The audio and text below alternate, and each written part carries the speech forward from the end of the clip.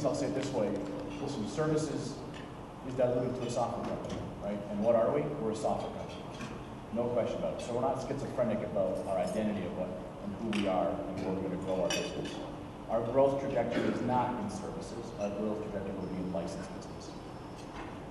So I guess that's statement number one. Statement number two is we need a healthy, strong consulting business to help us with customer referenceability, to help us educate our partners and build out the ecosystem. So you'll see up some of the financial metrics that we have. The growth targets are less than mid-single digits for consulting. And our utilization is only in the 60, 61, 62% utilization rate, not the traditional SI scale. Why? Because we have a lot of those folks invested. I talked earlier about the value engineering work to go into these large customers. We'll probably stay mostly confined to our existing verticals and go much deeper. So we have about 13 industries already, and underneath that's a lot of micro verticals. There's a lot of additional value we can add there just to make sure that we have a complete footprint.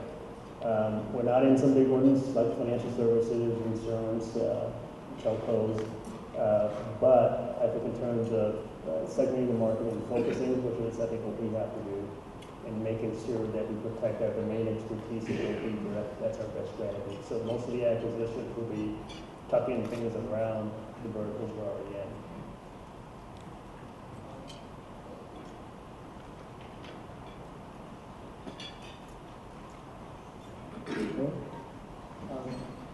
I know you have several ERP solutions for each industry. So how can you help the customer choose the right solution for different type of, for example, automotive companies? That is question number one. And Charles mentioned about the two Chinese customers today, Gree and other automotive companies. So how could Info support locally, for example, Chinese industry? Thank you. Well, what we're trying to communicate is the ERP systems will have their good business decisions. So more and more of the integrators are coming around to the view that we're going to have to add value in other ways. We need to demonstrate success faster and more often, and it's a good thing that the customer is getting value sooner. It's hard to argue against that. Secondly, there's a new kind of generation of integrators who don't have those same constraints. So we managed to deal with Tata and working on one with emphasis. Some of those people, do they license revenue based? When or how do you see perhaps a crossover or a change towards more source? As a service based revenue, and how do you see the focus for Info? Also because you're one of those sorts of tool as well, but the idea is you can upgrade from an on-premise application directly into the cloud. Is what I recommend in that. I just want to stay on premise and evaluate customizations, obviously we'll do that. But we think we have a large installed base of customers who, and a lot of them mid-market as well, probably don't have large IT staffs who want to be current. They get a lot of value and they get all the benefits of ION. So for us, since they're already paying us support, and really gives no license impact, it's incremental. Once we're delivering the service and responsible for all the hardware, the networking, and the upgrade, so we're upcharged for that. So if you think of it as a maintenance amount, I would say we're probably 2% of the way in terms of educating them. Most of them have heard none of this. They remember Infor from 5 years ago as their impression. But they know us because they're buying add-on seats, really because they were technical, but maybe we'll do big things. But over the last year, the communication they've seen coming from us is kind of hitting them like a tidal wave now, and they're starting to learn that we have a long way to go before we reach them all. And this is complicated stuff, so it's hard to just send an email. It's kind of get the clock and tracking from people. So one thing we did was Infor and tour around the world. On that stuff, on that great job. He's done it from the top of the world. Several $1 million of people with events around the world. It was really quadruple the number of events that we're going at. I think that's something we can do, just small in-person events, kind of 15, 20 people around the world, hundreds of them. And it's the most effective than anything else we're doing. So we cut out a lot of this other stuff, with marketing people like you, Greg, and stuff, most other stuff that I can't track. We just do this one thing, most of us focus on giving people time about the story. That's going to take a lot of work. We're in the early stages of that. This sort of thing helps because it's the first time we want any significant amount of customers. If we just took the mandate down and go hire another 100 reps. Let's get these areas covered. We have product, we have references, and we just have not been managing really aggressively enough to expand them. Now with the products coming, it makes sense to make that investment.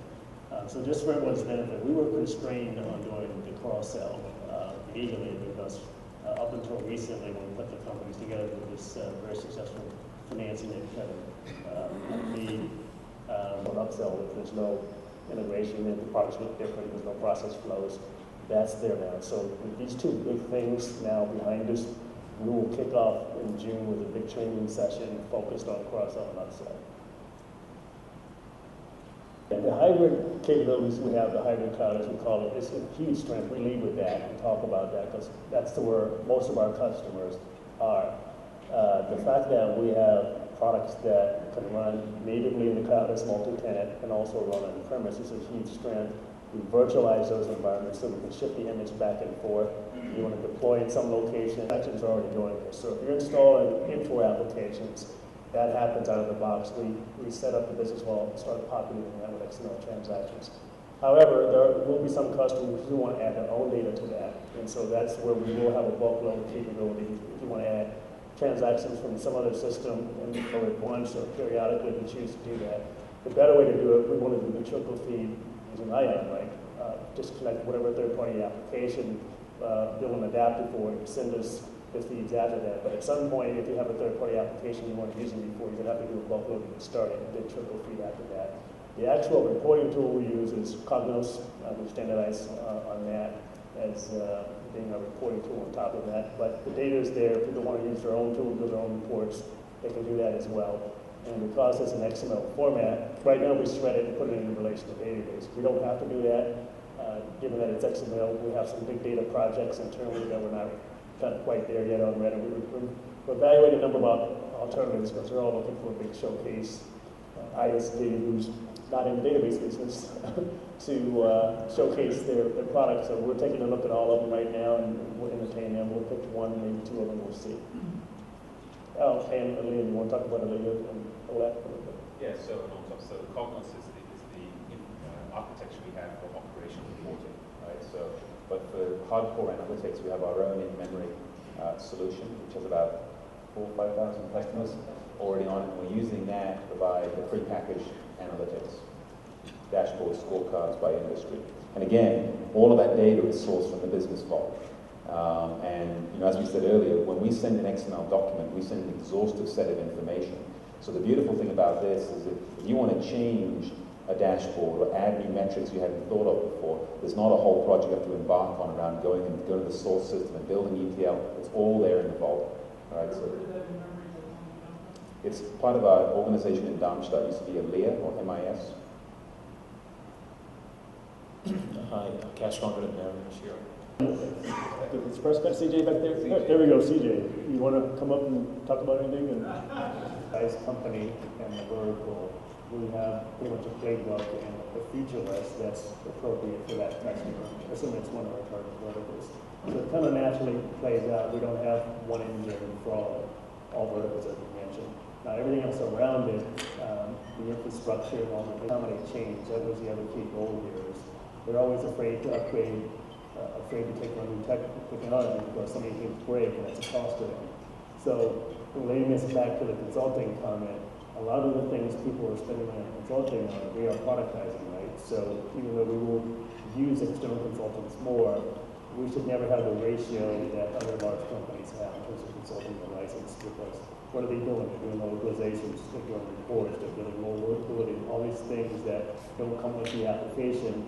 Well, that goes to third parties where we want to productize that as well. Here who are hungry for a third practice because it's so competitive and true out there and not as much change happening. Whereas we're shipping a lot of new stuff, a lot of things happening, a lot of huge install base, more stuff created. We have a lot going on. It's just not going to be the same type of deal you had before where it's 5 years and fixed cost contract to time and materials for 5 years and you can just sit there in the same account for 5 years. We're not going to do that.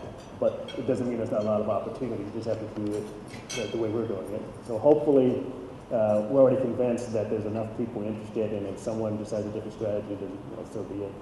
I think there's a second element to it, which is if you look at what's been traditionally implemented, less than 10, 12, 15% of the application gets used because of the heavy customization. So what we're finding, there still are big transactions, big opportunities, and yes, they are a lot less than our competitors. And so our win strategy at British Aerospace was that we were able to implement that rich, broad functionality so quickly.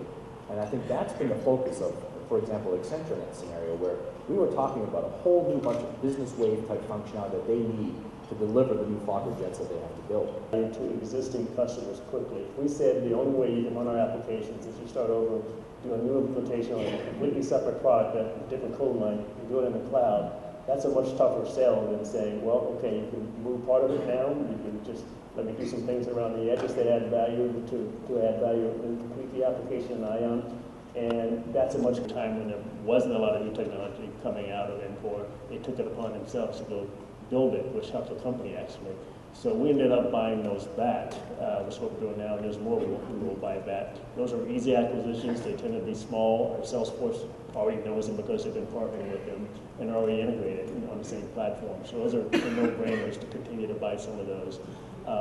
We think it's a low-cost way to get some innovation going around the platform. We can't build everything. If they see something that we don't see, we don't have to take the risk. They put up their time and capital. If it works, we buy them back. So I'm happy for them to continue to do that. So that was one of the main reasons for doing this platform. They like this platform so much, great, let's support it, let's formally put it out there and let them go build what they want to build. And most of them are smart. They're not going to build anything